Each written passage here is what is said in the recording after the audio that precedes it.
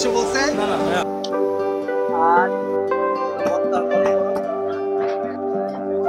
খুব স্বাদ। ভালো লাগছে, খাচ্ছি। আসসালামু আলাইকুম বন্ধুরা, কেমন আছেন সবাই? সবাই কেমন আছি? কাজের সঙ্গে একটা নতুন ভিডিওতে আজকে আমরা আছি মাওয়া। আজকে শুক্রবার, আর আমাদের পিছনে দেখতে পাচ্ছেন এই যে বাইক রেডি হচ্ছে, সেই সাথে গাড়িও আছে, মাইক্রোবাস। এর আগের যে টিমটা আমরা সিলেট গেছিলাম, সেই একই টিম আমরা যাব মাওয়াতে। সালমান আছে সাথে, এবার নতুন যোগ হচ্ছে রিয়াদ, এই আমার আঙ্কেল আছে অবশ্যই, নতুন যোগ হচ্ছে আরেকজন, এবং আমরা এই গাড়িতে করে যাব। জলিল ভাই যাবে আমাদের সাথে। তো গাড়িতে উঠে বাকি কথা হচ্ছে।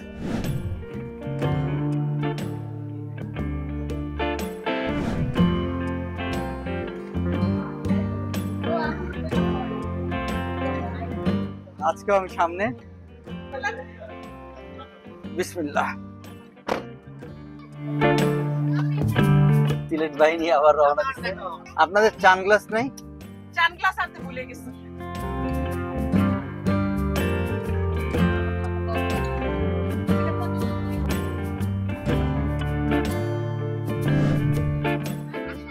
এই জায়গাটা দেখতে এত দুর্দান্ত লাগে না আমার কাছে?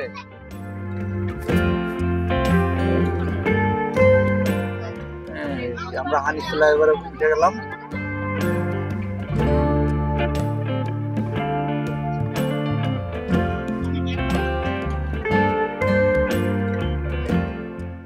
বাদিকে চলে গেছে টোল প্লাজা। আমরা টোল প্লাজার দিকে গেলাম না, ঢাকা থেকে সে ডান দিকে ঢুকতে হবে। এই যে বাঁ পাশে পদ্মা ব্রিজ উঠে গেছে, আমরা পদ্মা ব্রিজে যাচ্ছি না, যেহেতু আমরা নদীর ঘাটে যাচ্ছি। এইখানে ঘাটের পার্কিং এর বাবদ 30 টাকা দিলাম। এই যে পার্কিং, জাস্ট নাও আমরা এসে পৌঁছাইলাম। ঘাটে আসার পরে আমরা যেটা করছি সেটা হলো পুরো ব্রিজ ঘুরে দেখার জন্য ট্রলার ভাড়া করছি। ভাড়া পড়লো 2000 টাকা। ও বললো যে যদি ভালো লাগে তাহলে ওকে কিছু বকশিশ দিয়ে দেওয়ার জন্য। এবং যাওয়ার আগে আমরা এখান থেকে, এই দোকান থেকে কিছু পানি, কোল্ড ড্রিঙ্কস, চিপস এইগুলো কিনে নিলাম।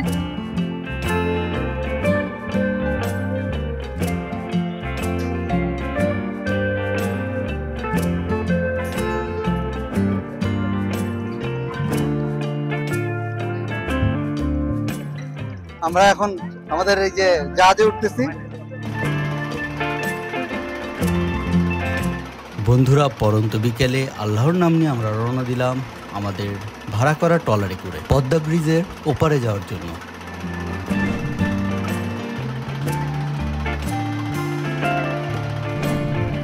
বেশিরভাগই লোক আমরা মাওয়া গিয়ে পদ্মার ইলিশ এবং ভাত খেয়ে চলে আসি। আমি আপনাদের অনুরোধ করব, ইলিশ মাছ খাওয়ার জন্য অবশ্যই যাবেন। তার আগে অবশ্যই পরন্ত বিকেলে পদ্মা নদীতে ট্রলারে ভ্রমণ করতে ভুল করবেন না। পদ্মা নদীতে এই বিকেলবেলা কি অসাধারণ নৈসর্গিক সৌন্দর্য ফুটে ওঠে, সেটা যদি আপনি নিজের চোখে না দেখেন, আমি বলবো আপনি অনেক বড় কিছু মিস করছেন।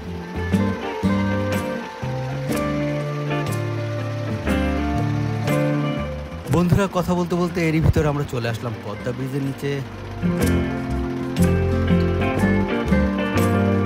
মাওয়াতে আসলে পদ্মার ইলিশ তো অবশ্যই খাবেন, কিন্তু সেই সাথে পদ্মা নদীতে ট্রলার ভ্রমণ করতে ভুল করবেন না। আমি প্রথমবার পদ্মা সেতুর নিচে হচ্ছে নৌকা দিয়ে যাচ্ছি। অবশ্যই ভালো লাগতেছে। বিকেলে পরিবেশটা ভালো এবং এর পরিবেশটা পাওয়া যায়, সবকিছু ভালো লাগতেছে। প্রচন্ড গরমের ভিতরে আমরা এখন খুবই স্বস্তি বোধ করতেছি। আর একটা তথ্য আপনাদের দিয়ে রাখি, সেটা হলো অবশ্যই ট্রলার ভাড়া করার সময় খেয়াল করবেন কোন ট্রলারে লাইফ জ্যাকেট আছে। লাইফ জ্যাকেট ছাড়া কোনো ট্রলারে আপনারা উঠবেন না। এই যে আমাদের নৌকা চলে আসছে ব্রিজের এপারে, আমরা এখন নামবো এখানে।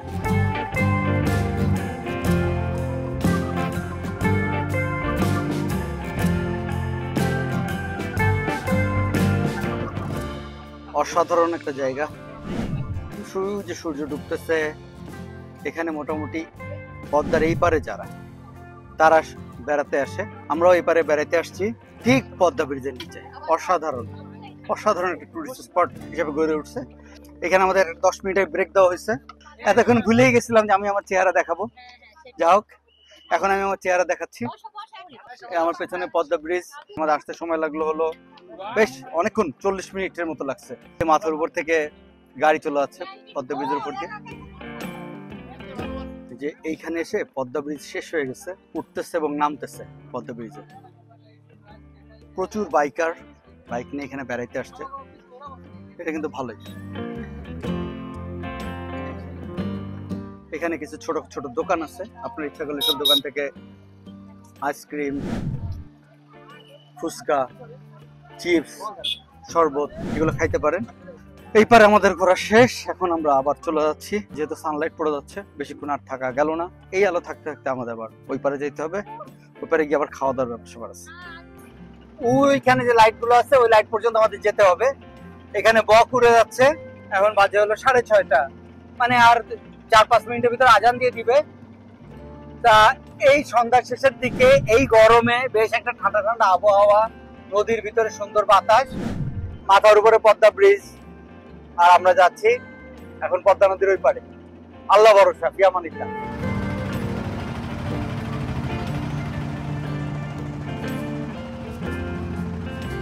কথা বলতে বলতে আমরা চলে আসলাম আবারও পদ্মার এই পারে। মোটামুটি এখন কিন্তু সন্ধ্যার পরে জমে উঠছে এই জায়গাটা। ঢাকা শহরের লোকজনের যে ঘোরার কত জায়গার অভাব, এখানে না আসলে বোঝা যাইতো না। এখানে আসার পরে বোঝা গেছে যে আসলে ঘোরার জায়গার অভাব আছে। বন্ধুরা, এখানে অনেকগুলো হোটেল আছে। আমরা এই যে অনেক হোটেল, লাইন দিয়ে অনেক হোটেল, আমরা আসলে জানি না যে কোন হোটেলে খাবো। মোল্লাতে বা নিরালাতে যেটাই খাই, ওটাকে ভালো কোনো একটা হোটেলে খাইলেই হবে। ওই ঘাট থেকে এখন একটু এগোয়ে এসে ইউটার্ন নিব। এই যে এখন ইউটার্ন নিচ্ছি। মোল্লার এইটা মোটামুটি বিখ্যাত, আর একটা আছে নিরালাতে, না? হ্যাঁ, নিরালাতে দেখি দেখি কি আছে, ওরা ওরা কত বলে দেখি। আমরা নিরালাতে দেখতেছি আগে, তারপর অন্য জায়গায় দেখবো। নিরালায় পছন্দ হয় তাহলে যাবো না কোথাও। এটা কত? হ্যাঁ, এই কত? হ্যাঁ, এটা তো অনেক পুরানো মাছ বাবা। স্যার একটা দিলে হবে? যারাও আগে ভাইরা পছন্দ করেনি, ভাইদের না, ও 2500 বলছে। না না ভাইয়া, না আমি আগেই বলছি আপনাদের খাবারটা মন মতো করে দিন। আল্লাহর বান্দা হইলে বিশ্বাস করেন আমার মাছের লস হয়েছে, তারপর আমি আপনাদের খাওয়াই না। এখন মাছ কোটাকুটি শুরু হয়ে গেছে, লেজ ভাত হবে। তো আমরা 2টা ইলিশ মাছ নিচ্ছি, মোটামুটি 1 কেজি 100 গ্রাম 200 গ্রাম ওজন হবে। দাম করলো 1300 টাকা করে। এই যে প্রসেস চলতেছে, বেশ মোটা করে কাটতেছে। 4 8 12 16 পিস, না? আচ্ছা, কই দেখি কি ভর্তা, কিভাবে ভর্তা হচ্ছে। এই আমাদের লেজ ভর্তা এখানে তৈরি হচ্ছে, অসাধারণ ভর্তা, গরম গরম সবাই সুন্দর করে বানাই দিচ্ছে।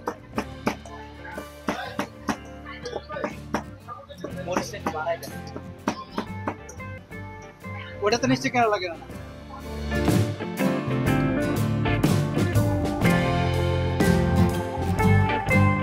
আমাকে এই মামা দিল, আমি যেহেতু প্রথম খাচ্ছি, জীবনে কখনো খাই নাই এই মাছ লেজ ভর্তা। বিসমিল্লাহ, মাশাআল্লাহ, অনেক টেস্টি।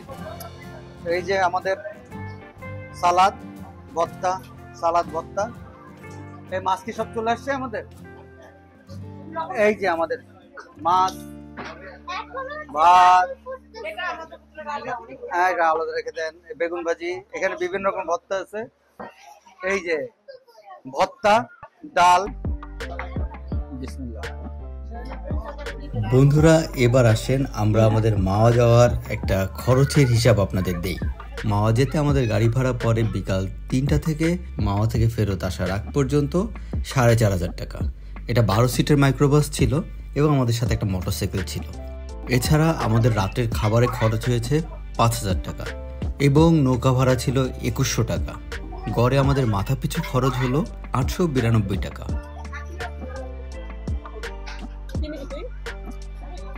ইলিশ মাছ এমন জিনিস যার লেজ লুজ কাটা কোটা কিছু ভালো যায় না, সব খাই ভালো যায়। আমি জীবনে মাছ কাটা খাই না। খাও শেষ। ভাই বলেন কেমন লাগছে? খুব স্বাদ। যতক্ষণ সামনে থাকবো ততক্ষণ শুধু খাইতেই থাকবো। ভালো লাগছে ভালো লাগছে খাচ্ছি আপনার কেমন লাগছে? অনেক ভালো লাগছে ভাই আমার খুব ভালো লাগছে। তোমার ওই যে আঙ্কেলটা ধরো, ওই যে আঙ্কেলটা ধরো, ওই যে আঙ্কেলটা।